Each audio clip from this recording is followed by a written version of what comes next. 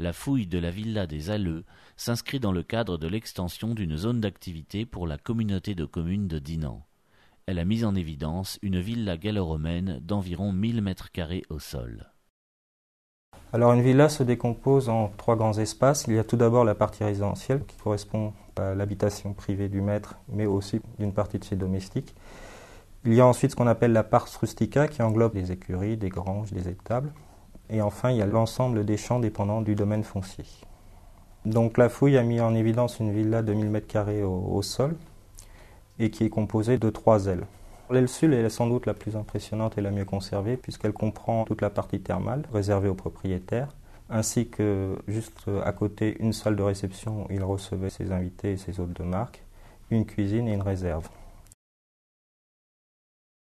L'apport de cette étude de la fouille de Tadin réside notamment par le niveau de conservation assez exceptionnel de la plupart de ces sols, notamment le sol de la pièce d'apparat en opus picatum. Les sols en épis sont des choses que l'on rencontre très rarement, en tout cas dans cette partie de la Gaule. On peut en trouver des exemples plutôt dans des demeures urbaines qui sont relativement exceptionnelles. On ne s'attendait pas à trouver un établissement d'une part aussi complet en plan, puisqu'on pensait qu'une grande partie avait été déjà détruite par la construction d'une 4 voies dans les années 80. Et d'autre part, la grande surprise fut la découverte de parties très bien conservées qui permettent d'appréhender tout un système de communication à travers une villa. On retrouve notamment un système de galerie portique qui est typiquement méditerranéen. Les thermes aussi, qui sont inconnus avant l'arrivée des Romains en Gaule, qui comportaient aussi des décors muraux constitués de fresques.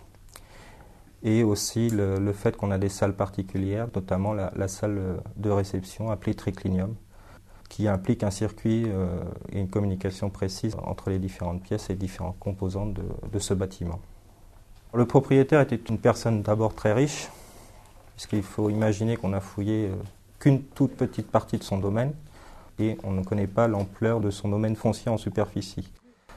Celui-ci peut varier de 50 à plus de 200 hectares. On a encore une connaissance très lacunaire de l'organisation des villas les unes par rapport aux autres, et notamment leur situation par rapport aux différentes villes, aux différentes capitales de cité.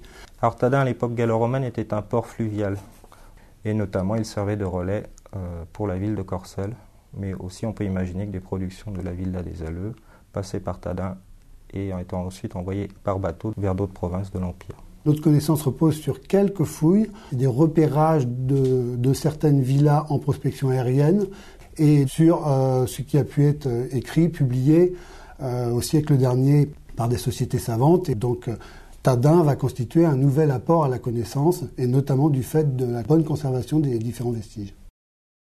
On a donc réalisé une journée porte ouverte qui a accueilli un peu plus de 1500 personnes en une journée. On a l'impression que la population s'identifie et s'approprie les vestiges du site. Les riverains sont les premiers maintenant à demander la conservation du site, contrairement, je dirais, aux archéologues qui sont, eux, dans une logique d'archéologie préventive où on conserve par l'étude et on restitue les terrains pour lancer la phase d'aménagement.